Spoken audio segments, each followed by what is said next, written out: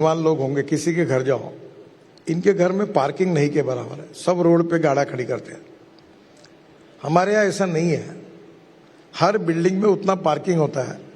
तो पहली बात तो ऐसी है कि रोड का उपयोग, फुटपाथ का उपयोग दुकान लगाने के लिए फुटपाथ का उपयोग नहीं है और रोड का उपयोग पार्किंग के लिए नहीं है। दूसरी बात एक जरूर है कि हिंदुस्तान के पास इनहेरेंट एक्सपर्टाइज है पॉपुलेशन और ऑटोमोबाइल नंबर बढ़ाने का। अब घर में 4 लोग हैं और 6 गाड़ियां हैं और पार्किंग भी नहीं उनके बिल्डिंग में। अब ऐसे होगा तो कहां से प्रॉब्लम सॉल्व होगा? तो ये समस्या, इसके लिए पब्लिक ट्रांसपोर्ट को हमको, अब जैसे दिल्ली से जयपुर 1.25 घंटे में एग्जीक्यूटिव क्लास जैसी चेयर लेकर, सामने लैपटॉप लगाई या टीवी है, म्यूजिक सुन रहा है, चाय पानी पी रहा, और 2.25 घंटे में जयपुर जाएगा, तो कोई अपनी गाड़ी नहीं ले जाएगा। हमारे देश में कंफर्टेबल पब्लिक ट्रांसपोर्ट हमने जो खड़ा करना चाहिए उसमें किया है, अभी मेट्रो वगैरह आई है, पर इससे ज्यादा करने की आवश्यकता है। उससे ये गाड़ियों की संख्या कम होगी, तो मुझे लगता है कुछ सोल्यूशन इसमें आएगा। दूसरी बात, पॉपुलेशन। अभी मैं मुंबई में मंत्री था और मैंने 55 फ्लाईओवर बनाए तब 95-2000 में, वर्ली बांद्रा बनाया, मुंबई पुणे हाईवे बनाया। तो मुझे ऐसा लग रहा था कि अपन फ्लाईओवर बना दो तो मुंबई का ट्रैफिक प्रॉब्लम सॉल्व हो गया। मेरे फ्लाईओवर बनाने के बाद ट्रैफिक का प्रॉब्लम और बढ़ा, क्योंकि आने वाले लोगों की संख्या ही नहीं बढ़ रही। तो कहीं अभी तो आरएसएस कह रही है कि 3-3 बच्चे करो तो और बढ़ेगी पॉपुलेशन।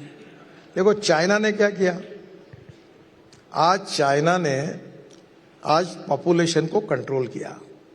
हमारे देश की इकोनॉमी को मजबूत करने के लिए ये कोई रिलीजियस सब्जेक्ट नहीं है, ये इकोनॉमिक सब्जेक्ट है।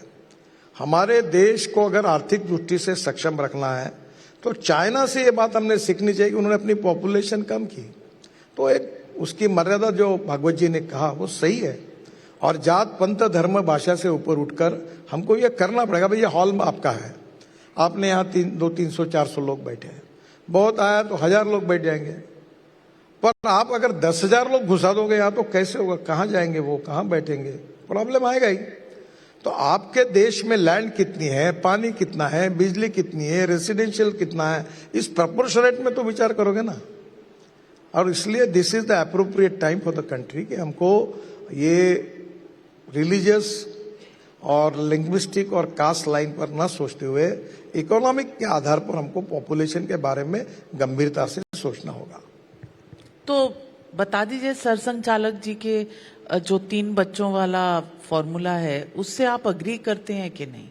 मैं एग्री करता हूँ कि 3 बच्चे होने चाहिए। तो फिर पॉपुलेशन कैसे कम होगी? नहीं, अगर ये 3 तक ठीक है, 3 से ज्यादा। हाँ, पर ये लाइन लग रही हर साल ऐसा नहीं ये ठीक नहीं है, 3 तक ठीक है।